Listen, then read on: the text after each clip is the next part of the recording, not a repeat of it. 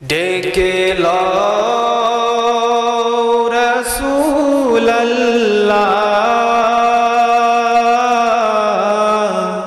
রওজা পাকের কিনারে,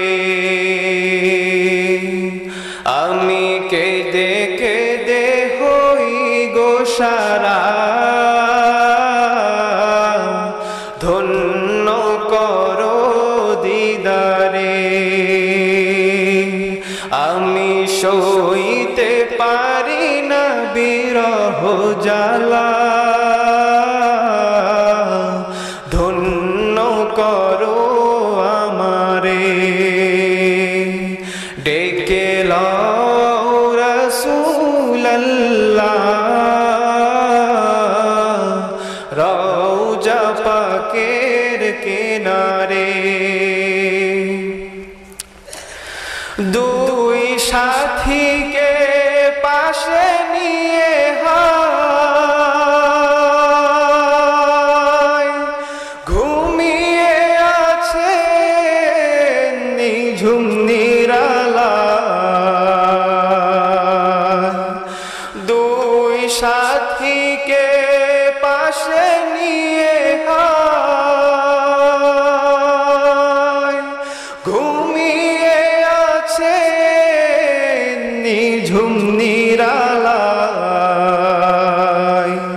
সারা দাও রাসূলুল্লাহ ডাকে অধম তোমারে, আমি সইতে পারি না বিরহ জ্বালা, ধন্য করো দিদারে। আজো রওজায় শুয়ে থেকে হায় কাঁদেন তিনি উম্মতের মায়ায়। আজো রওজায় শুয়ে থেকে হায় কাঁদেন তিনি উম্মতের মায়ায়। মোদের শুরু ভেজায় সালাম পাঠিয়ে দিলাম শিয়রে, আমি সইতে পারি না বিরহ জ্বালা, ধন্য করো দিদারে। ডেকে লও রাসূলুল্লাহ রওজা পাকের কিনারে। সকলে বলুন সুবহানাল্লাহ। হযরত মাওলানা আমজাদ হোসেন জিহাদি সাহেবের সুযোগ্য পুত্র, সুযোগ্য হয়েছে কিনা আমি জানি না, পুত্র সাহেবজাদা। আল্লাহ তাআলা যদি আমাকে মানুষ হিসেবে কবুল করে, ইসলামের খাদেম হিসেবে কবুল করে, দ্বীনের খাদেম হিসেবে কবুল করে, তখন আমার নামের আগে আমজাদ হোসেন জিহাদি সাহেবের সুযোগ্য পুত্র হিসেবে আমি টাইটেল দেব ইনশাআল্লাহ। তো সম্মানিত হাজিরিন, হয় আমার পিতার কারণে, আমার বাবার কারণে আমি এখানে উপস্থিত হওয়ার, এখানে বসার সুযোগ পেয়েছি। তো তাই আমি উপস্থিত জনতা এবং অত্র মাহফিলের কমিটি বৃন্দকে অন্তরের অন্তরস্থল থেকে শুভেচ্ছা জানাবো যে আমার মতো এই নগণ্য ছোট ব্যক্তিকে দ্বীনের কথা, কোরআনের কথা, হাদিসের কথা বলার জন্য সুযোগ করে দিয়েছেন। তো আলহামদুলিল্লাহ, আমি আপনাদের সম্মুখে কোরআন এবং হাদিস থেকে কিছু আলোচনা রাখব। আল্লাহ তাআলা যেন আমরা যা আলোচনা করব এবং শুনব এই মোতাবেক আমল করার তৌফিক দেন ইনশাআল্লাহ। আলহামদুলিল্লাহ, সকল প্রশংসা সেই মহান তাবারক ওয়া তাআলার দরবারে, যে মহান তাবারক ওয়া তাআলা আমাদেরকে আমাদের দুনিয়াবি বিভিন্ন মাশগুলিয়াত থেকে ফারেক করে, দুনিয়ার বিভিন্ন ব্যস্ততা হতে ফারেক করে এই অত্র মাহফিলের মজলিসে, জান্নাতের বাগানে বসার তৌফিক দিয়েছেন সে মহান তাবারক ওয়া তাআলার দরবারে শুকরিয়া আদায় করি। সকলে বলি আলহামদুলিল্লাহ। লাখো কোটি দরুদ ও সালাম বর্ষিত হোক সেই মহামানবের প্রতি, যাকে মহান রব্বুল আলামিন শুধু মুসলমানদের জন্যই নয়, এমনকি কাফেরদের জন্য, পুরো বিশ্ববাসীর জন্য রহমত স্বরূপ প্রেরণ করেছেন। সেই মহামানবের প্রতি দরুদ পাঠ করি। সকলে বলি সাল্লাল্লাহু আলাইহি ওয়াসাল্লাম। তো সম্মানিত হাজিরিন, আমি আমার খুতবার মধ্যে আরবি যে খুতবা তেলাওয়াত করলাম, এই খুতবার মধ্যে কুরআনুল কারীম থেকে এবং হাদিসে রাসূল সাল্লাল্লাহু আলাইহি ওয়াসাল্লাম থেকে নামাজের কিছু আয়াত এবং হাদিস বর্ণনা করেছি। ইনশাআল্লাহ নামাজের তাৎপর্য এবং গুরুত্ব সম্পর্কে আলোচনা করা হবে। তো সম্মানিত হাজিরিন, মহান তাবারক ওয়া তাআলা আমাদেরকে কি বানিয়েছেন? দুনিয়ার বুকে খলিফা বানিয়েছেন। যেমন সূরা বাকারার মধ্যে আল্লাহ তাআলা বলেন, وَإِذْ قَالَ رَبُّكَ لِلْمَلَائِكَةِ إِنِّي جَاعِلٌ فِي الْأَرْضِ خَلِيفَةً। আল্লাহ তাবারক ওয়া তাআলা ফেরেশতাদেরকে ডেকে বলছেন, হে আমার ফেরেশতা, তোমরা শোনো, আমি আমার জমিনে খলিফা নির্ধারণ করব, খলিফা নির্বাচন করব। তো ফেরেশতারা সঙ্গে সঙ্গে উত্তর দিতে লাগলো, আপনি কি আগের মতোই খলিফা নির্বাচন করবেন? যেভাবে আপনি জিন জাতিদেরকে দুনিয়ার বুকে প্রেরণ করেছিলেন, তারা রক্তপাত করত, ফিতনা ফাসাদ সৃষ্টি করত, এরপরে আপনি তাদেরকে আযাবের কারণে ধ্বংস করে দিয়েছেন। তো আল্লাহ তাবারক ওয়া তাআলা সঙ্গে সঙ্গে উত্তরে, ফেরেশতাদের উত্তরে বললেন, ক্বালা ইন্নী আ'লামু মা লা তা'লামুন। হে আমার ফেরেশতারা, তোমরা শুনে রাখো, আমি আল্লাহ তাআলা যা জানি তোমরা তা জানো না। জোরে জোরে বলেন না সুবহানাল্লাহ। ফেরেশতারা মনে করেছিল যে আমাদের পূর্বে, মানুষের পূর্বে যেরকম জিন জাতিকে দুনিয়ার মধ্যে বসবাস করতে দেওয়া হয়েছিল, তারা ফিতনা ফাসাদ করত, দাঙ্গা ফাসাদ করত। ফেরেশতারা ভেবে নিল যে আল্লাহ তাআলা যখন নতুনভাবে আবার খলিফা নির্বাচন করবেন, মানুষ বানাবেন, এরাও জিনদের মতোই দুনিয়ার বুকে ফিতনা ফাসাদ সৃষ্টি করবে। কিন্তু আল্লাহ তাআলা বললেন, না, আমি যে এইবার মানুষ সৃষ্টি করব, ইনসান সৃষ্টি করব, সেই ইনসান হবে কি আশরাফুল মাখলুকাত। আশরাফুল মাখলুকাত হচ্ছে আল্লাহ তাআলার যত সৃষ্ট জীব রয়েছে, পোকামাকড় থেকে শুরু করে মানুষ, ফেরেশতা, জিন জাতি যত কিছু রয়েছে, সবচাইতে উচ্চ লেভেলে সম্মানিত হচ্ছে মানুষ। সুবহানাল্লাহ। তো আল্লাহ তাআলা আমাদেরকে সমস্ত মাখলুকাতের উপর সম্মানিত করেছেন। তো এই জন্য মানুষ হওয়া হিসেবে, আমাদের দুনিয়ায় খলিফা হওয়া হিসেবে আমাদের কিছু দায়িত্ব রয়েছে। আমাদের রব দুনিয়ার বুকে আমাদের খলিফা বানিয়েছেন। কি জন্য? আল্লাহ তাআলা কোরআনের মধ্যে বলেন, ওয়ামা খলাকতুল জিন্না ওয়াল ইনসা ইল্লা লিয়াবুদুন। আমি আল্লাহ তাআলা জিন এবং মানব জাতিকে সৃষ্টি করেছি একমাত্র আমার ইবাদত করার জন্য, আমার গোলামি করার জন্য, অন্য কারো কোনো ব্যক্তির গোলামি করার জন্য নয়। আল্লাহ তাবারক ওয়া তাআলা কোরআনের মধ্যে স্পষ্টভাবে বলেন যে, হে মানব জাতি, হে জিন জাতি, আমি তোমাদেরকে সৃষ্টি করেছি আমার ইবাদত করার জন্য, আমার গোলামি করার জন্য। এরপরেও তোমরা যে দুনিয়ার মধ্যে ভোগ বিলাস করতেছো, এদিক ওদিক ঘুরে বেড়াচ্ছ, ভালো পোশাক পরিধান করতেছো, এটা তোমাদের জন্য মুনাফা, তোমাদেরকে অতিরিক্ত সুযোগ দেওয়া হয়েছে। আমি আল্লাহ তাআলা যদি চাইতাম তোমাদেরকে ফেরেশতাদের মতো করে সৃষ্টি করতে পারতাম। ফেরেশতারা কি করে? আল্লাহ তাআলা যে ফেরেশতাকে যে কাজের জন্য নিয়োজিত করেছে, সেই ফেরেশতা সেই কাজেই নিয়োজিত থাকে। তাদের ক্ষুধার প্রয়োজন হয় না, তাদের পোশাকের প্রয়োজন হয় না, তাদের আবাসস্থলের প্রয়োজন হয় না। আল্লাহ তাআলা চাইলে কিন্তু আমাদেরকে ফেরেশতাদের মতোই সৃষ্টি করতেন, শুধুমাত্র ইবাদত করার জন্য, গোলামি করার জন্য। কিন্তু আল্লাহ তাআলা আমাদেরকে ইবাদত করার পাশাপাশি আমাদের দুনিয়ায় ভোগ বিলাস করারও সুযোগ দিয়েছেন। সুবহানাল্লাহ। সকলে জোরে জোরে বলি সুবহানাল্লাহ। মহান তাবারক ওয়া তাআলার প্রশংসা শেষ করার মতো নয়।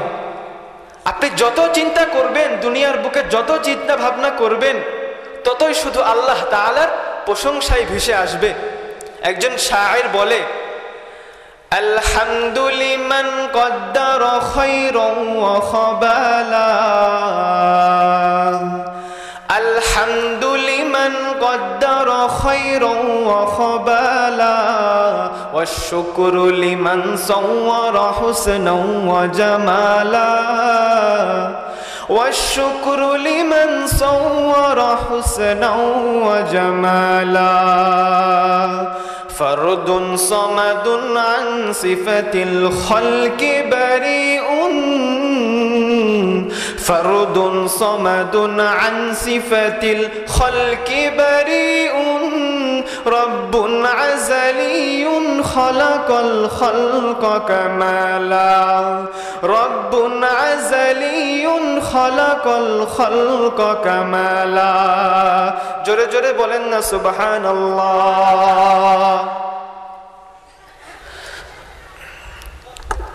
সকল প্রশংসা আল্লাহ তাআলার দরবারে, যে মহান তাবারক ওয়া তাআলা আমাদেরকে কি থেকে সৃষ্টি করেছেন? এক নাপাক পানি হতে সৃষ্টি করেছেন। তাহলে ভেবে দেখুন, নাপাক পানির পর থেকে কতগুলো প্রসেস রয়েছে, কতগুলো পদ্ধতি রয়েছে, কতগুলো পন্থা রয়েছে, যেই ধাপগুলো পাড়ি দিয়ে আমাদের দুনিয়ার বুকে আসতে হয়েছে। জোরে বলেন সুবহানাল্লাহ। তো এই সমস্ত চিন্তা, এই সমস্ত আল্লাহ তাআলার সৃষ্টিকে যখন আপনি নিরালায় বসে চিন্তা ভাবনা করবেন, এই দুনিয়ার খেলতামাশা মত মাত্র থেকে আলাদা হয়ে যখন মসজিদের এক কোনায়, ঘরের এক কোনায় বসে এইরকম চিন্তা ভাবনা করবেন যে আল্লাহ তাআলা আমাদেরকে কি থেকে সৃষ্টি করেছে, আল্লাহ তাআলা আমাদেরকে কি জন্য সৃষ্টি করেছে, আমাদের লক্ষ্য উদ্দেশ্য কি, আমরা আল্লাহ তাআলার জন্য কতটুকু করতে পেরেছি, আপনি চিন্তা করা মাত্রই সঙ্গে সঙ্গে আপনার অশ্রুবে জল চলে আসবে। সুবহানাল্লাহ। এই কথা আপনি অস্বীকার করতে পারবেন না। আল্লাহ তাআলার প্রশংসা, আল্লাহ তাআলার নিয়ামতকে আপনি অস্বীকার করতে পারবেন না। তো সম্মানিত হাজরিন, যে কথায় আমরা আলোচনা করব, আল্লাহ তাআলা আমাদেরকে বান্দা হিসেবে কিছু ইবাদত দিয়েছে। রাসূল পাক সাল্লাল্লাহু আলাইহি ওয়াসাল্লামের অন্যতম একটি হাদিস, মিশকাত শরীফের হাদিসের নাম হচ্ছে হাদিসে জিবরিল। এই হাদিসের মধ্যে সাহাবায়ে কেরামের সামনে স্বয়ং জিবরাইল আলাইহিস সালাতু ওয়াস সালাম এসে ইসলাম ঈমান সম্পর্কে শিক্ষা দিয়েছেন। সুবহানাল্লাহ। স্বয়ং জিবরাইল আলাইহিস সালাতু ওয়াস সালাম, যখন জিবরাইল আলাইহিস সালাতু ওয়াস সালাম দুনিয়ার বুকে আসতেন, রাসূলের সঙ্গে সাক্ষাৎ করতেন, তখন কিন্তু ফেরেশতার বেশে আসতেন না, তিনি ধপ করে আসমান থেকে নাজিল হতেন না। তিনি যখন দুনিয়ার বুকে আসতেন তখন তিনি মানুষের আকৃতি গ্রহণ করতেন এবং সেই যোগ্যতা আল্লাহ তাআলা তাকে দান করেছিলেন। সুবহানাল্লাহ।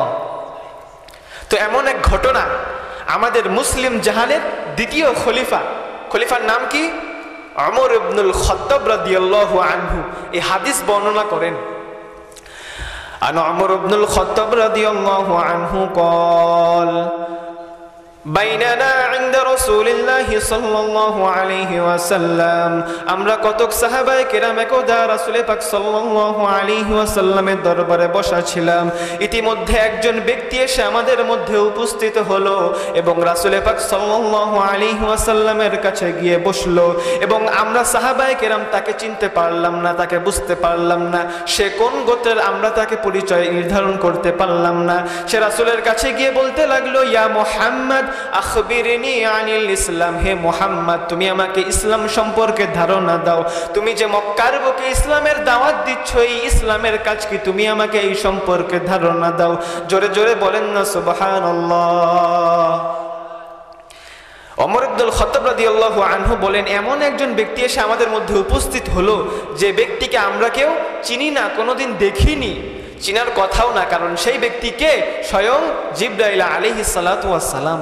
এই জিবরাইল আলাইহিস সালাতু ওয়াস সালাম এসে রাসূল পাক সাল্লাল্লাহু আলাইহি ওয়াসাল্লামকে বলতেছে, ইয়া রাসূলুল্লাহ, ইয়া হাবিবাল্লাহ, আপনি আমাকে ইসলাম সম্পর্কে ধারণা দিন, আপনি যে আল্লাহ তাআলার পয়গম্বর, ইসলাম মানে কি, ইসলাম ধর্ম গ্রহণ করা কিভাবে গ্রহণ করতে হয়, গ্রহণ করার পরে আমাদের কাজ কি।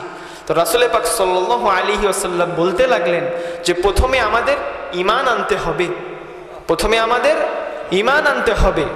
আন তুমিনা বিল্লাহি ওয়া মালাইকাতিহি ওয়া কুতুবিহি ওয়া রুসুলিহি, রাসূল পাক সাল্লাল্লাহু আলাইহি ওয়াসাল্লাম বলতে লাগলেন, প্রথমে তুমি সাক্ষ্য দিবে আন তাশহাদা আল্লা ইলাহা ইল্লাল্লাহু ওয়াহদাহু লা শারীকা লাহ, আল্লাহ তাআলা ব্যতীত কোনো ইলাহ নেই, ওয়া আন্না মুহাম্মাদার রাসূলুল্লাহ, এবং মুহাম্মদ সাল্লাল্লাহু আলাইহি ওয়াসাল্লাম একমাত্র আল্লাহ তাআলার রাসূল। তো ঈমান আনা কি? প্রথমে আপনার সাক্ষ্য দিতে হবে আল্লাহ তাআলা ব্যতীত কোনো ইলাহ নেই, আল্লাহ তাআলার জাতের উপর ঈমান আনতে হবে। আল্লাহ তাআলা কোথায় আছেন? আমরা মানুষ হিসেবে জানি যে আল্লাহ তাআলা আরশের উপর সমাসীন আছেন। আর রহমানু আলাল আরশি ইস্তাওয়া, আল্লাহ তাআলা আরশের উপর রয়েছেন। এখন আল্লাহ তাআলা আরশের উপর বসে আছেন না শুয়ে আছেন এটা আমাদের বিষয় নয়, আমাদের শুধু ঈমান আনতে হবে আল্লাহ তাআলা আরশের উপর আছেন। এখন আমরা যদি আল্লাহ তাআলা শুয়ে আছেন না বসে আছেন, আল্লাহ তাআলা দেখতে কেমন, এই গবেষণায় লিপ্ত হই, তাহলে কিন্তু আমরা ঈমান হারা হয়ে যাব, নাউযুবিল্লাহ। তো সুতরাং আল্লাহ তাআলা যতটুকু বলেছেন ঈমান আনতে হবে, তো ঈমান আনতে হবে। এরপরে দ্বিতীয় শর্ত কি? ওয়া আন্না মুহাম্মাদুর রাসূলুল্লাহ, এবং মুহাম্মদ সাল্লাল্লাহু আলাইহি ওয়াসাল্লাম যে আখিরি পয়গম্বর, এর উপর ঈমান আনতে হবে। মুহাম্মদ সাল্লাল্লাহু আলাইহি ওয়াসাল্লাম যে বিষয় নিয়ে আগত হয়েছেন সে বিষয়ের উপর আমাদের ঈমান আনতে হবে। এরপরে রাসূল করিম সাল্লাল্লাহু আলাইহি ওয়াসাল্লাম বলেন, ইসলাম হচ্ছে কি? وتقيم الصلاة وتؤتي الزكاة وتصوم رمضان وتحج البيت إن استطعت إليه سبيلا। এরপর রাসূল পাক সাল্লাল্লাহু আলাইহি ওয়াসাল্লাম ইসলামের বড় 5টি ইবাদত সম্পর্কে তাকে ধারণা দিয়ে দিলেন। প্রথমে ঈমান আনতে হবে, 2 নম্বরে সালাত কায়েম করতে হবে। সালাত পড়তে হবে না, কিন্তু সালাত কায়েম করতে হবে। অর্থের ভিন্নতা আছে। সালাত পড়া হচ্ছে আমি একজন ব্যক্তি মসজিদে গিয়ে নামাজ পড়লাম, এটা হচ্ছে সালাত পড়া। আর হাদিসের মধ্যে আছে, কোরআনের মধ্যে আছে সালাত কায়েম করা, নিজে পড়বে এবং তোমার আত্মীয় স্বজন পাড়া প্রতিবেশীকে নামাজের জন্য উদ্বুদ্ধ করবে। একে বলে ইকামাতুস সলাহ। কোরআনের মধ্যে কোনো জায়গায় আদাইতুস সলাহ, আদাউস সলাহ নেই, ইকামাতুস সলাহ শব্দ উচ্চারণ করা হয়েছে। সুতরাং নামাজ একা পড়লে হবে না, পাড়া প্রতিবেশী আত্মীয় স্বজন পাশের লোকজনকেও নামাজের প্রতি উদ্বুদ্ধ করতে হবে। এরপরে 3 নম্বরে রাসূল পাক সাল্লাল্লাহু আলাইহি ওয়াসাল্লাম বলেন, ওয়াতুতিয়াজ যাকাত, যখন সম্পদ নিসাবের এক পরিমাণ হবে তখন তোমরা যাকাত আদায় করবে। ওয়াতাসুমা রমাদানা, 4 নম্বরে রাসূল পাক সাল্লাল্লাহু আলাইহি ওয়াসাল্লাম বলেন, বছরের মধ্যে 1 মাস রমজান মাসে রোজা রাখা ফরজ, এই 30 দিন তোমাকে রোজা রাখতে হবে। ওয়াতাহুজ্জাল বাইতা ইন ইসতাতা'তা ইলাইহি সাবিলা, 5 নম্বরে আল্লাহ তাআলা বলেন, যদি তোমার টাকা সম্পদ থাকে তাহলে আল্লাহ তাআলার ঘরের জন্য তওয়াফের জন্য জিয়ারত করবে। সুবহানাল্লাহ। এই 5টা সংবাদ, এই 5টা বড় বড় ইবাদত সম্পর্কে রাসূল পাক সাল্লাল্লাহু আলাইহি ওয়াসাল্লাম তাকে জ্ঞান দিয়ে দিলেন। তো সম্মানিত হাজিরিন, ইসলামের বড় বড় 5টি ইবাদত এই কয়টি? কিন্তু এই 5টি ইবাদতের মধ্যে সবচেয়ে গুরুত্বপূর্ণ ইবাদত হচ্ছে নামাজ পড়া। নামাজ পড়া, যদি আপনি নামাজ ঠিকমতো না পড়েন, যদি আপনি নামাজ ঠিকমতো না পড়েন, আপনি অন্যান্য ইবাদতগুলো ঠিকমতো করতে পারবেন না। আল্লাহ তাআলা কোরআনের মধ্যে বলেন, ইন্নাস সালাতা তানহা আনিল ফাহশাই ওয়াল মুনকার, ব্যক্তি যখন দুনিয়ার বুকে নামাজ আদায় করবে তার নামাজ তাকে পাপ কাজ থেকে বিরত রাখবে। সুবহানাল্লাহ। ব্যক্তি যখন দুনিয়ার বুকে নামাজ আদায় করবে, তানহা আনিল ফাহশাই ওয়াল মুনকার, এই নামাজই ওই ব্যক্তিকে পাপ কাজ থেকে বিরত রেখে দিবে। এবং রাসূল পাক সাল্লাল্লাহু আলাইহি ওয়াসাল্লাম মৃত্যুর পূর্বে 63 বছর বয়সে যখন যেই দিন রাসূল পাক সাল্লাল্লাহু আলাইহি ওয়াসাল্লাম মৃত্যুবরণ করবেন, এই দিন হযরত আয়েশা সিদ্দিকা রাদিয়াল্লাহু আনহার কোলে মাথা রেখে রাসূল পাক সাল্লাল্লাহু আলাইহি ওয়াসাল্লাম জিকির করতেছে। কি করতেছে? জিকির করতেছে। কি জিকির করতেছে? as-salat as-salat as-salat। সালাত মানে কি? নামাজ। রাসূল পাক সাল্লাল্লাহু আলাইহি ওয়াসাল্লামের এরকম অবস্থা থেকে আয়েশা সিদ্দিকা রাদিয়াল্লাহু আনহা জিজ্ঞাসা করেন, ইয়া রাসূলুল্লাহ, ইয়া হাবিবাল্লাহ, আপনি এত সালাত সালাত জিকির করতেছেন কেন? তো রাসূল পাক সাল্লাল্লাহু আলাইহি ওয়াসাল্লাম বলেন, হে আয়েশা, আমি জানি না আমার মৃত্যুর পরে আমার উম্মতেরা কি করবে। আমার শেষ জামানার উম্মতেরা কি করবে, তারা ঠিক মতো নামাজ আদায় করবে কি করবে না, এ ব্যাপার নিয়ে আমি আশঙ্কায় রয়েছে। সুবহানাল্লাহ। সে 1400 বছর পূর্বে রাসূল পাক সাল্লাল্লাহু আলাইহি ওয়াসাল্লাম মৃত্যুর পূর্বে এই চিন্তাগ্রস্ত যে আমরা আজকে নামাজ পড়ব কি পড়ব না। সুবহানাল্লাহ। একবারও কি ভেবে দেখেছেন আপনি আপনার মতো নিজের মতো জীবন পরিচালনা করছেন? আপনি আপনার মতো নিজের মতো জীবন পরিচালনা করছেন, আপনার যেই দিকে মন চাচ্ছে সেই দিকে আপনি অগ্রসর হচ্ছেন, আপনার যেভাবে ইচ্ছা আপনি সেভাবে উপার্জন করছেন, রাসূলের সুন্নতকে তোয়াক্কা করছেন না। রাসূল যে বাণীগুলো আমাদের নিকট দিয়ে গিয়েছেন সেগুলো আপনারা তোয়াক্কা করছেন না। এই রাসূল কিন্তু সেই রাসূল না, এই রাসূল কিন্তু ওই রকম রাসূল না যে রাসূল দাওয়াত দিতে গিয়ে তায়েফের ময়দানে রক্তাক্ত হওয়ার পরে জিবরাইল আলাইহিস সালাতু ওয়াস সালাম সঙ্গে সঙ্গে পাহাড়ের ফেরেশতা নিয়ে উপস্থিত এসে বলল, ইয়া রাসূলুল্লাহ, ইয়া হাবিবাল্লাহ, আপনি শুধু আমাকে একটা আদেশ দেন, আমি 2 পাহাড় একত্রিত করে তায়েফবাসীকে ধ্বংস করে দেব। সুবহানাল্লাহ। রাসূল পাক সাল্লাল্লাহু আলাইহি ওয়াসাল্লামের এই অবস্থা দেখা মাত্রই জিবরাইল আলাইহিস সালাতু ওয়াস সালাম এসে উপস্থিত, আপনি শুধু আমাকে একটা অনুমতি দেন, আমি তায়েফবাসীকে জীবনের মতো ধ্বংস করে দেব। রাসূল পাক সাল্লাল্লাহু আলাইহি ওয়াসাল্লাম বলেন, না জিবরাইল না, হয়তো ভবিষ্যতে এই তায়েফবাসী থেকে আমার উম্মতের জাগরণ ঘটবে। সুবহানাল্লাহ। আমরা এত ব্যথা দিয়েছি, রাসূল পাক সাল্লাল্লাহু আলাইহি ওয়াসাল্লামকে এত কষ্ট দিয়েছি, তাও রাসূল মৃত্যু যখন মারা যাবে মুমূর্ষু অবস্থায়, এই অবস্থায়ও রাসূল পাক সাল্লাল্লাহু আলাইহি ওয়াসাল্লাম কাদের ফিকির করতেছে? আমাদের মতো এই গুনাহগারদের ফিকির করতেছে। অথচ আমরা বর্তমানে কি করতেছি, রাসূলের সুন্নতকে ফলো করতেছি কি করতেছি না, সে ব্যাপারে আমাদের কোনো খোঁজই নাই। নাউযুবিল্লাহ। আল্লাহ তাআলা আমাদেরকে পানাহ দান করুক। প্রত্যেকটা কাজে আমাদের সুন্নতের ফলো করা উচিত। রাসূলের ইশক, রাসূলের মোহাব্বত আমাদের দিলে থাকা উচিত। তো সম্মানিত হাজিরিন, এবার শুনুন আমাদের সাহাবায়ে কিরামের কথা। যখন মক্কার বুকে রাসূল করিম সাল্লাল্লাহু আলাইহি ওয়াসাল্লাম গোপনে ইসলামের দাওয়াত দিতে শুরু করলেন, তখন গুটি কয়েকজন সাহাবী হলো। এই সাহাবী হওয়ার পরে মক্কার কাফেররা মুসলিমদের উপর খুব নির্যাতন করত। তো এই নির্যাতন করার ফলে সাহাবায়ে কেরাম দিশেহারা হয়ে গেল। তো তখন আল্লাহ তাবারক ওয়া তাআলা তাদেরকে নামাজের মাধ্যমে, সবরের মাধ্যমে সাহায্য প্রার্থনা করার আদেশ দিলেন। সূরা বাকারার মধ্যে আল্লাহ তাআলা বলেন, ইয়া আইয়ুহাল্লাযীনা আমানু ইসতাঈনু বিস-সাবরি ওয়াস-সালাহ। হে মুমিন বান্দারা, তোমরা নামাজের মাধ্যমে এবং সবরের মাধ্যমে আল্লাহ তাআলার নিকট সাহায্য প্রার্থনা করো। ইন্নাল্লাহা মা'আস-সাবিরিন। নিশ্চয় আল্লাহ তাবারক ওয়া তাআলা সবরকারীদের সঙ্গে রয়েছেন। জোরে জোরে বলুন না সুবহানাল্লাহ। মক্কার জমিনে যখন সাহাবায়ে কিরাম কাফেরদের নির্যাতনের শিকার, তখন আল্লাহ তাবারক ওয়া তাআলা কি ওষুধ দিলেন, কি মেডিসিন দিলেন? তোমরা নামাজে দাঁড়িয়ে যাও। নামাজের মাধ্যমে তোমাদের যে বিচার, তোমাদের যে অভিযোগ, তোমাদের যে মনের ব্যথা, এটা আল্লাহ তাআলার দরবারে খুলে বলো, আল্লাহ তাআলা তোমাদেরকে সাহায্য করবে। জোরে জোরে বলুন সুবহানাল্লাহ। তো এই ওষুধ আল্লাহ তাআলা সাহাবায়ে কিরামদেরকে দিয়েছিলেন। তো এই ওষুধ আমরাও কিন্তু দুনিয়ার বুকে ইচ্ছা করলে অ্যাপ্লাই করতে পারি। দেখতে পারি যে আমি কোনো বিপদের মধ্যে পড়েছি, কোনো মুসিবতের মধ্যে পড়েছি, কারোর নিকট না গিয়ে সর্বপ্রথম আল্লাহ তাআলার নিকট চাই, আল্লাহ তাআলা আমার কাজকে আসান করেন কিনা, আল্লাহ তাআলার দরবারে আগে চাই। তো আল্লাহ তাআলা আমাদেরকে সর্বপ্রথম তার নিকট চাওয়ার তৌফিক দিক। আমিন। সকলে বলুন আল্লাহুম্মা আমিন।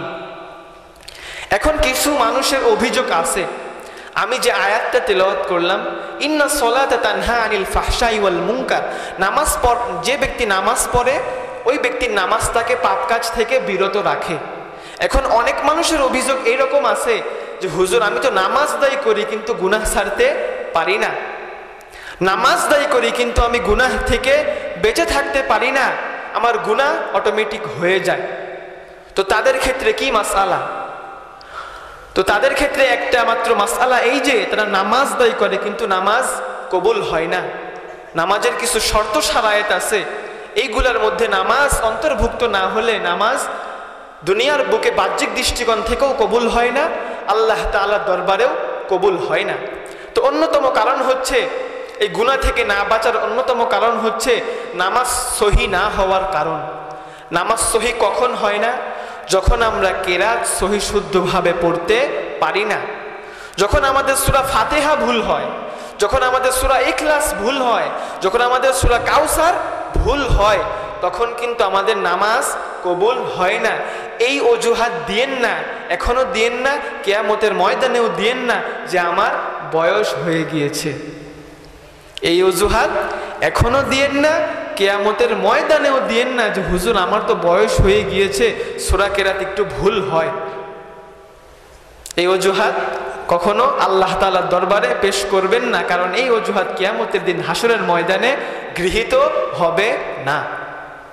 এই জন্য সব সময় নামাজ শর্ত, নামাজের যে শর্ত সহি হওয়ার জন্য কি কি দরকার হয় সে শর্তগুলো আমরা ভালোভাবে ঠিক রাখবো। ঠিকভাবে রুকু হচ্ছে কিনা, ঠিকভাবে সিজদা হচ্ছে কিনা, ঠিকমতো আমার কেরাত হচ্ছে কিনা। এরপরে বাহ্যিক দৃষ্টিকোণ থেকে দুনিয়ার বুক থেকে নামাজ কবুল হয়ে যাবে ইনশাআল্লাহ। 2 নম্বর কারণ ঈমান আকীদায় গরমিল থাকা। ঈমান আকীদায় গরমিল থাকা। আপনি মুসলমান, নামে মুসলমান, আল্লাহ তাআলার জন্য দিনে 5 ওয়াক্ত জামাতের সঙ্গে নামাজ আদায় করতেছেন, এর পাশাপাশি আপনি পীরের দরবারে গিয়ে সেজদা দিচ্ছেন, নাউজুবিল্লাহ। পীরের দরবারে গিয়ে বিভিন্ন খানকায় গিয়ে সেজদা দিচ্ছেন। এরকম সেজদা দেওয়া, অন্যের ইবাদত করা, এটা কিন্তু আল্লাহ তাআলার সঙ্গে শিরিক করা। আল্লাহ তাআলা কোরআনের মধ্যে সুস্পষ্টভাবে বলে দিয়েছেন, ইন্না শিরকা লাযুলমুন আযীম। তুমি যত বড় গুনাহ করো না কেন আমি আল্লাহ তাআলা ইন্নাল্লাহা গফুরুর রহিম, তোমার সমস্ত গুনাহ মাফ করে দেব, একমাত্র শিরিকের গুনাহ ব্যতীত। এই জন্য যখন এই সমস্ত দরবারে যাবেন তারা আপনাদের কি সবক দেয়, এই সবকগুলো কি আল্লাহ তাআলার শিরিক হচ্ছে কিনা এই ব্যাপারে খেয়াল রাখবেন। সমস্ত পীর দরবার কিন্তু খারাপ না। পীর অর্থ শিক্ষক, পীর মুরিদ অর্থ কি? শিক্ষক ছাত্র। পীর মুরিদকে শিক্ষা দেয় তুমি কিভাবে আমল করবে। কি শিক্ষা দেয়? কিভাবে আমল করবে, কিভাবে নামাজ আদায় করবে, কিভাবে তুমি আল্লাহ তাআলাকে পাবে। ভালো পীর কোনোদিন এই কথা বলে না তোমার নামাজ কালাম দরকার হবে না, নামাজ পড়ার দরকার নেই, তুমি আমার চাদর ধরে জান্নাতে চলে যাবে, নাউজুবিল্লাহ।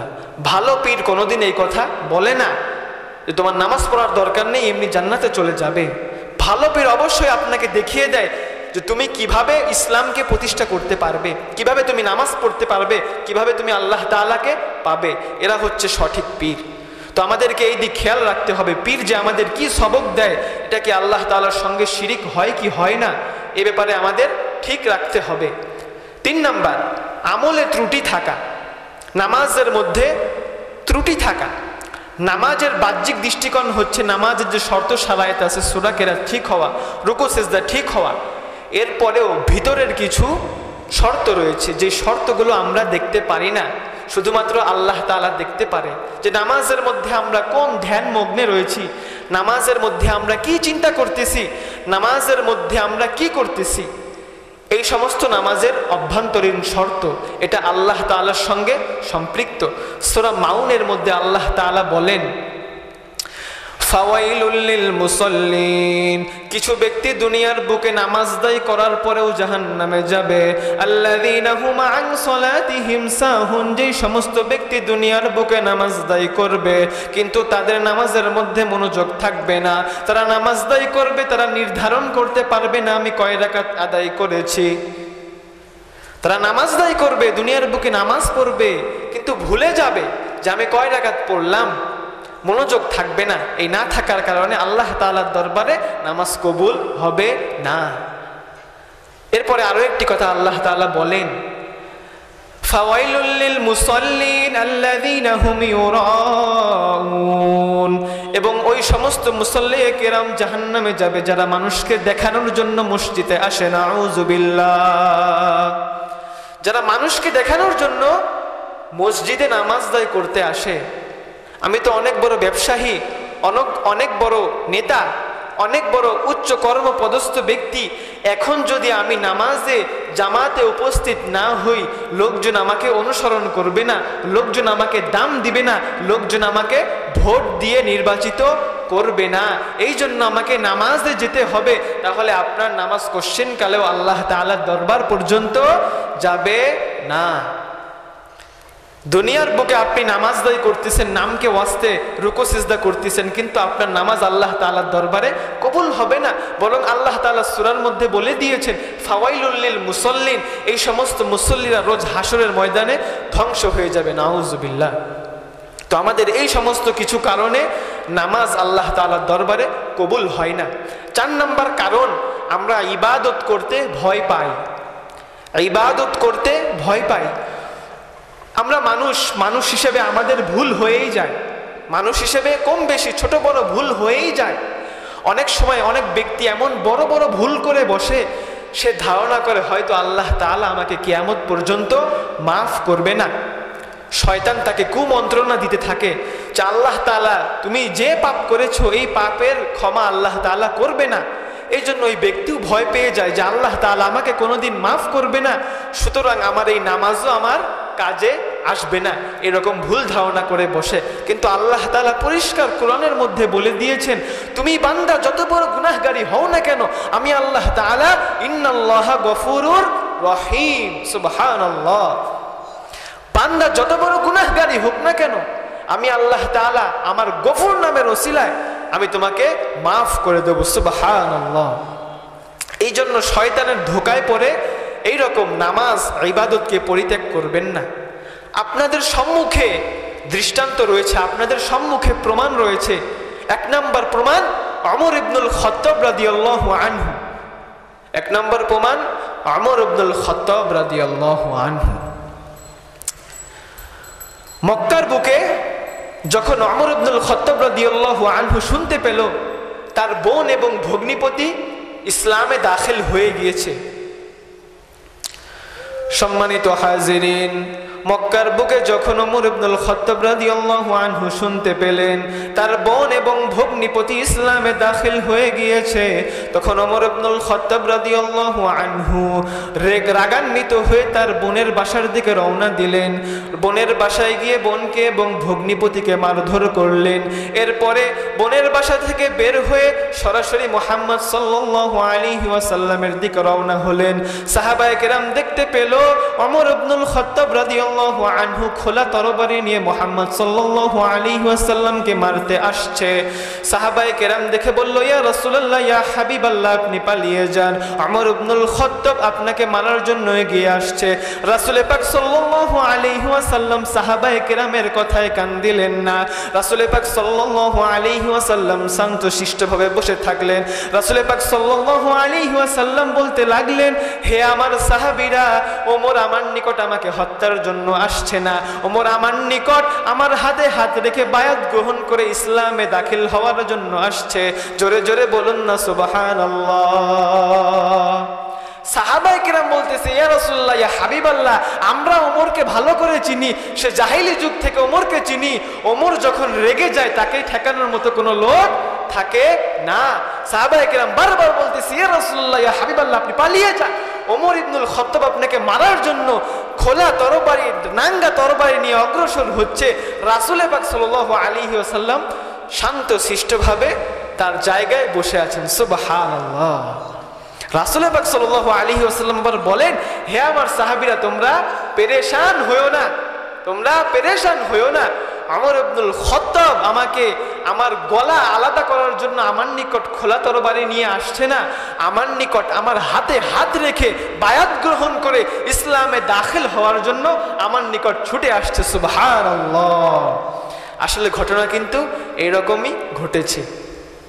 ওমর ইবনুল খাত্তাব রাদিয়াল্লাহু আনহু রাসূলের দরবারে আসার সঙ্গে সঙ্গে তরবারি ফেলে দিয়ে রাসূল পাক সাল্লাল্লাহু আলাইহি ওয়াসাল্লামকে বললেন, ইয়া রাসূলুল্লাহ, ইয়া হাবিবাল্লাহ, আপনি আমাকে ইসলামের মধ্যে দাখিল করে নেন। সুবহানাল্লাহ।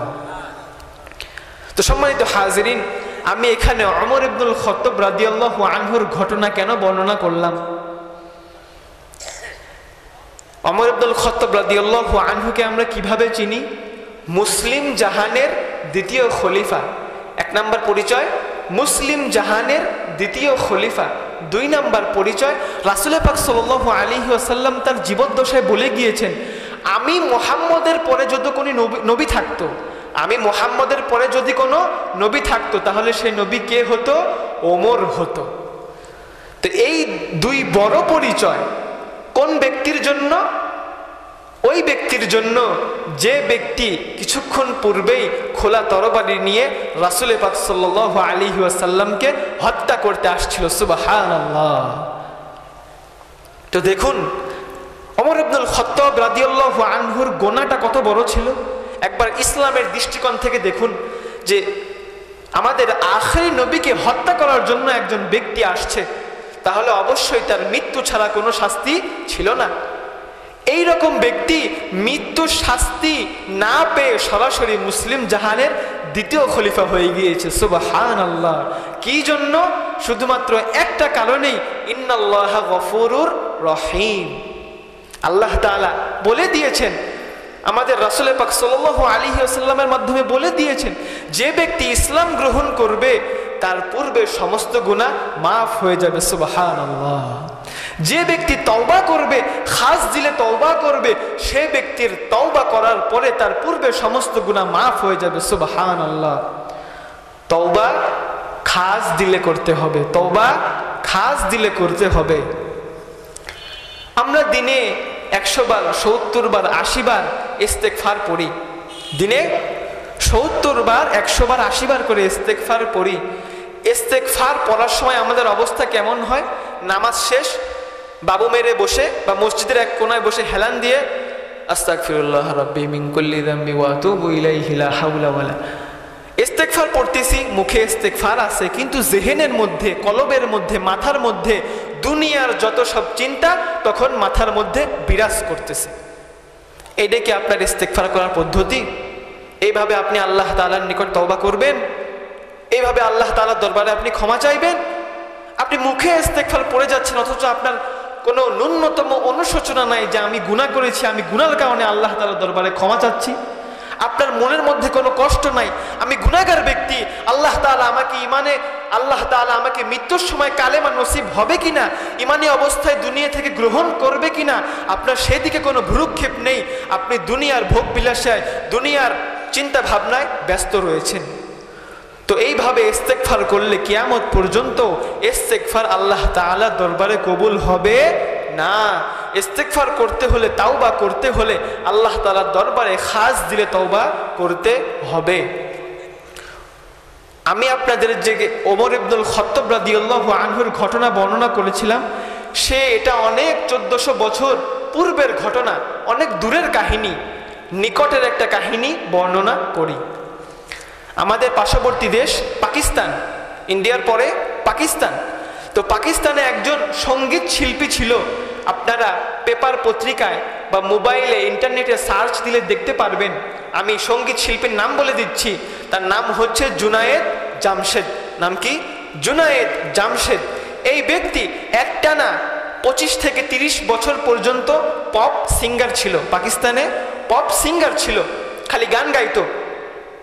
এরপরে আল্লাহ তাবারক ওয়া তাআলা তাবলীগের দাওয়াতের মাধ্যমে আল্লাহ তাআলা তাকে হেদায়েত দান করলেন। সুবহানাল্লাহ। এই 30 বছর পর আল্লাহ তাআলা তার অন্তরকে ইসলামের জন্য খুলে দিলেন, যে দেখো তুমি এতদিন কি করেছো, ইসলামের জন্য কি করেছো, ইসলাম থেকে দূরে ছিলে, এতদিন তুমি পাপ কামাই করেছো, এখন আসো ইসলামের পথে আসো। যখন সে খাস দিলে তওবা করলো, ইসলামের পথে ফিরে আসলো, আল্লাহ তাআলা অবশ্যই তার গুনাহগুলো মাফ করে দিয়েছেন ইনশাআল্লাহ। এখনো আমরা শিওর ভাবে বলতে পারি না যে আল্লাহ তাআলা তার গুনাহ ক্ষমা করেছেন কি করেননি, কারণ এটা আল্লাহ তাআলার বিষয়। আমরা আশা রাখতে পারি যে আল্লাহ তাআলা তার গুনাহসমূহ মাফ করে দিয়েছেন, কেননা তার পরবর্তী জীবন তার পূর্বের জীবন থেকে ভিন্ন ছিল। এই জুনায়েদ জামশেদ 30 বছর গান গেয়ে যে টাকা ইনকাম করেছিল, সে সমস্ত টাকা সওয়াবের নিয়ত ছাড়া গরিবদের মাঝে দান করে দিয়েছিল। সুবহানাল্লাহ। তারপরে একজন ফকিরের ন্যায় একজন মিসকিনের ন্যায় তার জীবন যাপন শুরু করলো। সুবহানাল্লাহ। আল্লাহ তাআলা তাকে এই মিসকিনের জীবনের মধ্যেও বরকত দিলেন। এমনকি এত বরকত দেওয়া দিলেন, পাকিস্তানে প্রত্যেকটা জেলায় তিনি একটি করে টেইলার্স খুললেন। সুবহানাল্লাহ। আমাদের যেরকম গার্মেন্টস থাকে, টেইলার্স থাকে, তিনি প্রত্যেকটা জেলায় তার নিজের নাম দিয়ে, জুনায়েদ জামশেদ টেইলার্স নাম দিয়ে প্রত্যেকটা জেলায় একটা করে গার্মেন্টস খুললেন। সুবহানাল্লাহ। এই ব্যক্তি 2016 সালে বিমান দুর্ঘটনায় ইন্তেকাল করেন। ইন্না লিল্লাহি ওয়া ইন্না ইলাইহি রাজিউন। এই ব্যক্তি এখন আর দুনিয়ার বুকে বেঁচে নেই, কিন্তু তার 30 বছর পূর্বের যে গানগুলো আছে এবং 30 বছর পরে তিনি অনেক গজল গেয়েছেন, সে গজলগুলো এখনো আপনারা ইন্টারনেটে খুঁজে পাবেন। এবং জুনায়েদ জামশেদ লিখে ইন্টারনেটে সার্চ করবেন, তার আগের জীবন, পরবর্তী জীবন, সমস্ত তথ্য আপনারা পেয়ে যাবেন। এই জুনায়েদ জামশেদ যে তওবা করেছিল, তওবা করার পরে যে গজলগুলো গেয়েছিল, এই গজলগুলো আপনার চোখ দিয়ে পানি বের করে দিবে। সুবহানাল্লাহ। এই যে তওবা করার সময় কত গভীরভাবে এই গজলটি গেয়েছিলেন আপনারা বুঝতে পারবেন।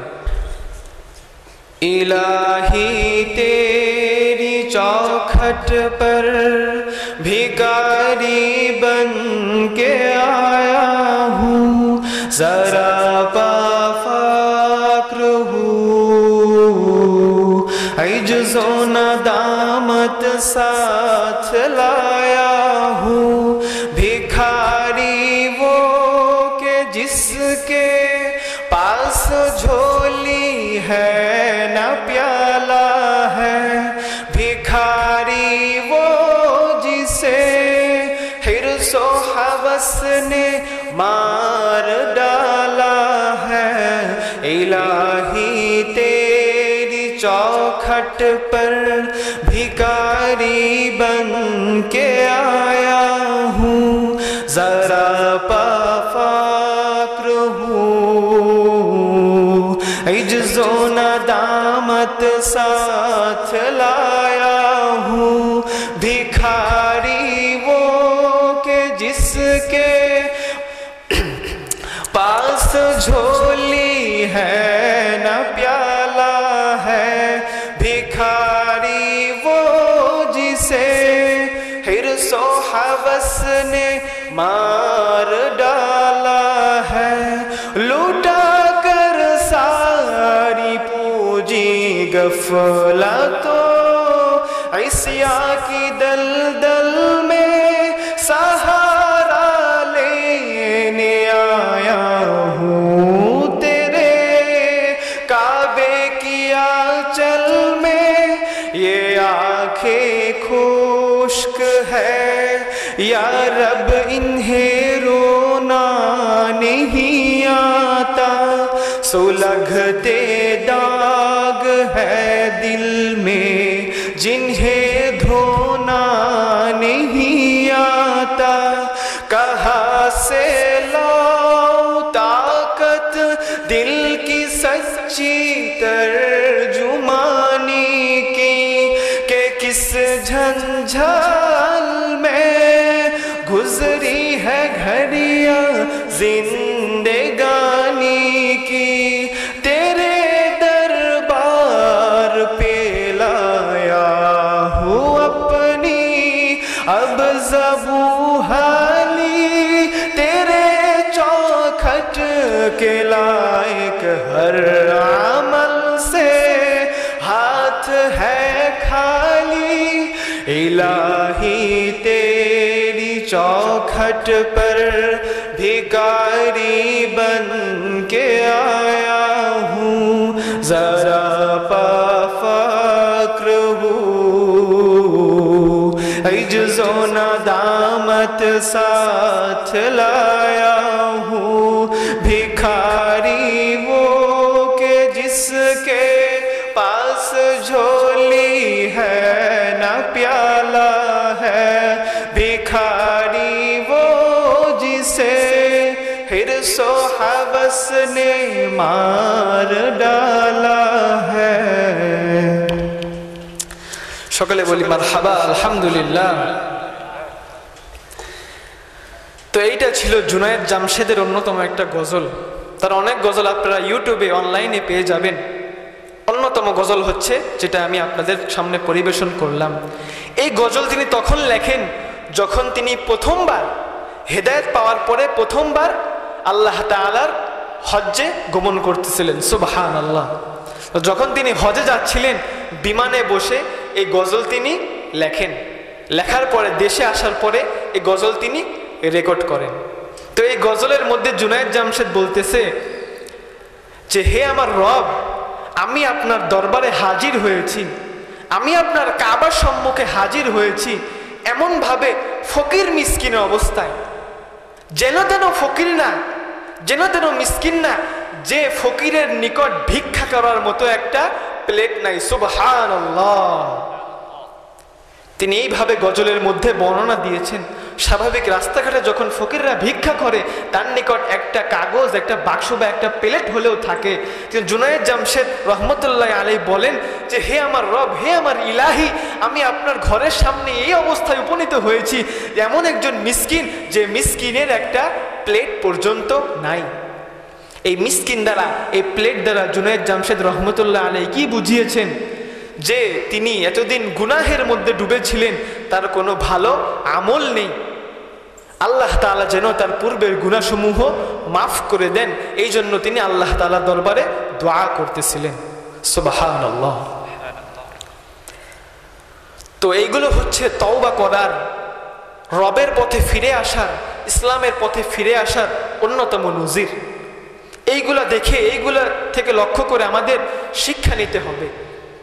তো সম্মানিত হাজিরিন, বর্তমানে আমরা মুসলিম জাতি হিসেবে আমাদের কিন্তু অনেক দুঃখ দুর্দশা, আমরা অনেক জুলুমের শিকার, আমরা অনেক নির্যাতনের শিকার। রাসূল পাক সাল্লাল্লাহু আলাইহি ওয়াসাল্লামের সময় মুসলিমদের সোনালী যুগ ছিল, 4 খলিফার সময় মুসলিমদের সোনালী যুগ ছিল। কিন্তু বর্তমানে আমরা ইসলামকে আস্তে আস্তে হারিয়ে ফেলছি, খাঁটি মুসলিমদেরকে আমরা হারিয়ে ফেলছি। মুসলিম আছে, নামে মুসলমান আছে, কিন্তু খাঁটি মুসলমান নেই। এর অন্যতম কারণ হচ্ছে আমাদের আখির নবী মুহাম্মদ সাল্লাল্লাহু আলাইহি ওয়াসাল্লামের সুন্নতকে আমরা পরিত্যাগ করেছি। নাউযুবিল্লাহ। বর্তমান বিশ্বের বুকে ইসলামের সবচাইতে অন্যতম, মুসলিমদের সবচাইতে অন্যতম দেশগুলো কোনটি? সৌদি আরব, আরব আমিরাত, মিশর, কাতার, ইরান, ইরাক। এইগুলা হচ্ছে মুসলিমদের বড় বড় রাষ্ট্র। এখানে ইসলামী কায়েম আছে, ইসলামী বিধান কায়েম আছে, ইসলামী বিধান সেখানে কায়েম আছে। তো সম্মানিত হাজিরিন, আমাদের যে ফিলিস্তিনে, ইসরায়েল ফিলিস্তিনের যুদ্ধ হচ্ছে, এ ব্যাপারে আমরা সকলে অবগত আছি কি নই? সকলে আমরা কম বেশি জানি যে ফিলিস্তিনের উপর ইসরায়েলিরা, ইহুদিরা হামলা চালাচ্ছে, ইহুদিরা হামলা চালাচ্ছে। এই সমস্ত হামলার প্রতিবাদে যুক্তরাষ্ট্র, যুক্তরাজ্য, এইরকম খ্রিস্টান প্রধান দেশেও মুসলিমদের জন্য, মুসলিমের পক্ষে খ্রিস্টানরাও আওয়াজ তুলছে। সুবহানাল্লাহ। আমাদের মতো বাংলাদেশের মতো নগণ্য দেশ থেকেও এই ফিলিস্তিনে অনুদান পাঠানো হয়েছে। সুবহানাল্লাহ। কিন্তু আফসোসের বিষয় একটা, আফসোসের বিষয় একটা, সৌদি আরবের মতো দেশে এই নির্যাতিত মুসলিমদের জন্য কোনো প্রতিবাদ করা হয়নি। নাউযুবিল্লাহ। সৌদি আরবের মতো দেশ থেকে এই ফিলিস্তিনি নির্যাতিত মুসলিমদের জন্য, নিপীড়িত মুসলিমদের জন্য কোনো অনুদান পাঠানো হয়নি। নাউযুবিল্লাহ। অথচ সৌদি আরব কার দেশ? মক্কা মদিনার দেশ। মক্কা মদিনা কার ভূমি?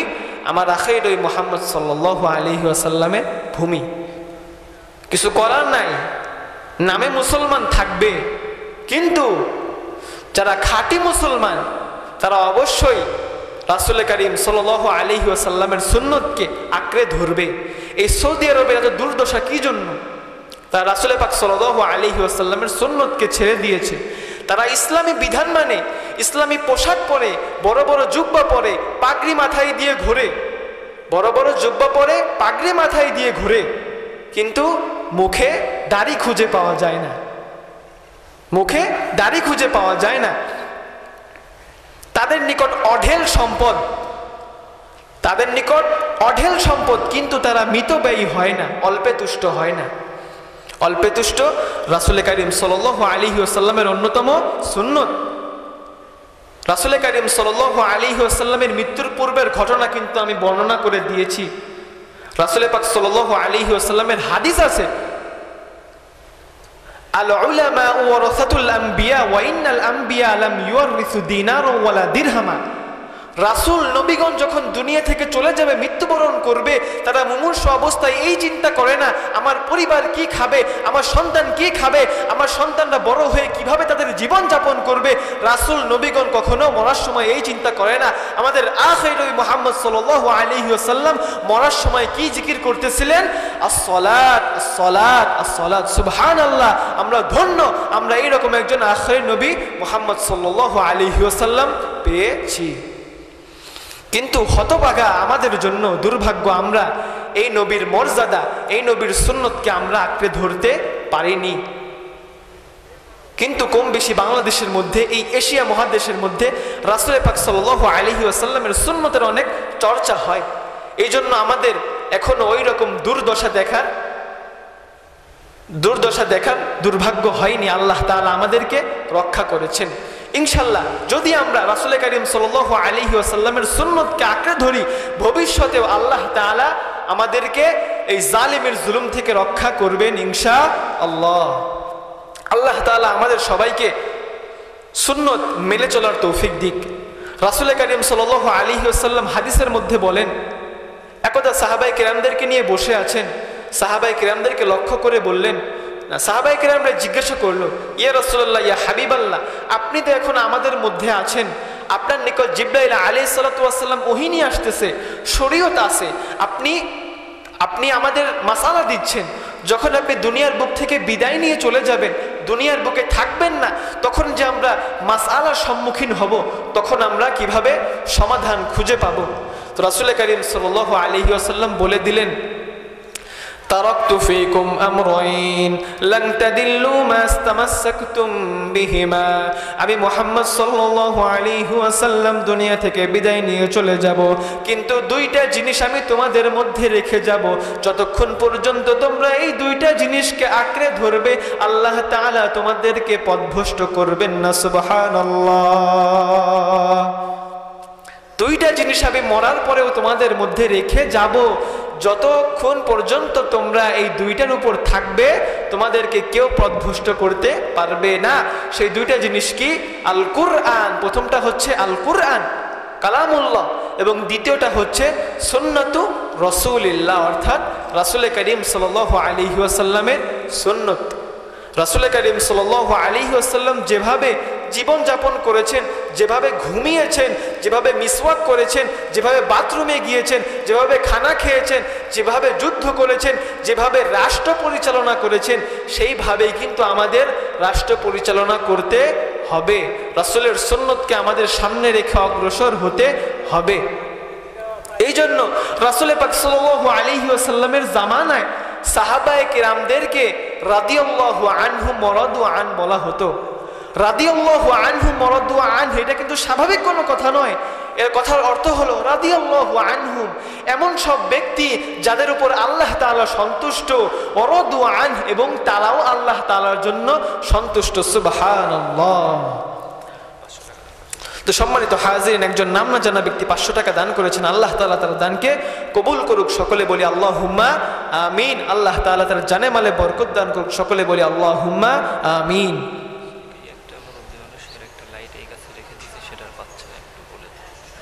আচ্ছা, একজন মুরব্বী পিছনে কাছে, সম্মানিত হাজিরিন, মাইকের আওয়াজ যে যে শুনছেন একটু খেয়াল করেন। একজন মুরব্বী অজুখানায় লাইট, তার টর্চ লাইট রেখেছিল, হয়তো সে খুঁজে পাচ্ছে না। কেউ যদি পেয়ে থাকেন তাহলে তাকে তার লাইট ফেরত দিয়ে সহযোগিতা করবেন ইনশাআল্লাহ।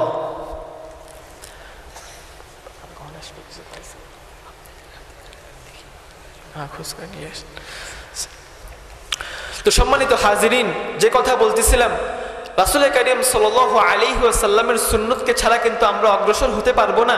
আমরা নামাজ পড়ে যাব, যাকাত দিয়ে যাব, রোজা রেখে যাব, আমাদের ইবাদত কবুল হবে, কিন্তু আমরা একজন খাঁটি মুসলিম হিসেবে আল্লাহ তাআলার দরবারে দাঁড়াতে পারবো না।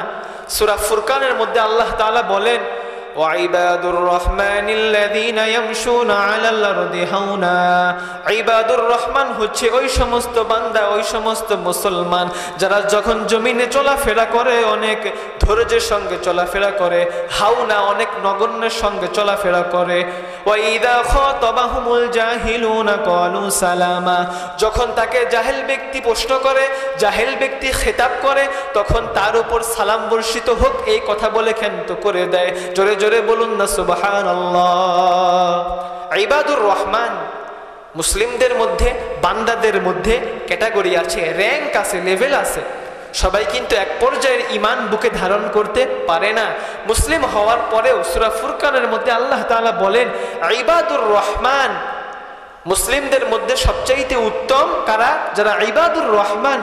ইবাদুর রহমানের গুণাবলী কি? যখন তারা জমিনের মধ্যে বসবাস করে, আলহামদুলিল্লাহ, যে বুজুর্গ ব্যক্তি এখানে এসেছিলেন লাইটের খোঁজ করতে, তার লাইট পাওয়া গিয়েছে। আপনি মঞ্চে এসে আপনার লাইট অনুগ্রহপূর্বক গ্রহণ করুন। তো সম্মানিত হাজিরিন, যে কথা বলতেছিলাম, সবাই কিন্তু ইবাদুর রহমান হওয়ার যোগ্যতা রাখে না। ইবাদুর রহমান হওয়ার জন্য কিছু গুণাবলী আছে।